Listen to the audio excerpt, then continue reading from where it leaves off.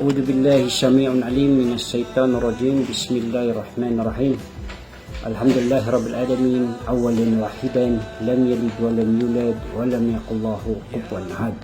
Mga kapatid sa pananampalatayang Islam at ganun din sa mga kapatid nating non-Muslim, ngayon po ay magbabanggit po tayo ng salita ng Allah subhanahu wa ta'ala from Holy Quran doon sa Surah Al-Hujurat verse 13 verse 1-3. Ang sabi ng Allah subhanahu wa ta'ala, Ya ayuhan nasu inna halaknakum min zakari wa unsa wa halaknakum syu'uba wa kaba'ila litta'arafu inna akramakum indallahi atkakum innallaha alimun habir.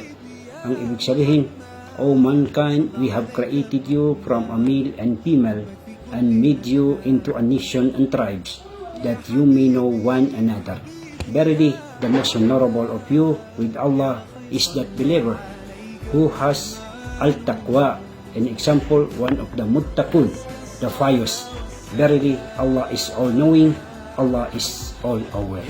Mga kapatid, maliwanag ang sabi ng Allah SWT, alam niya kung sinong mas mainam sa Kanya, yung yaong may pananampalataya sa Kanya. Alam ng Allah ang lahat ng bagay. Assalamualaikum warahmatullahi wabarakatuh.